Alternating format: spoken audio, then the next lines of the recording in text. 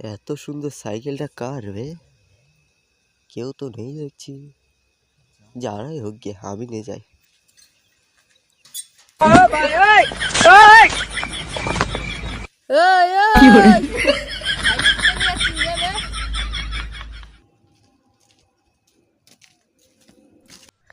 সাইকেলটা খুঁজে নিয়ে যাচ্ছি রে।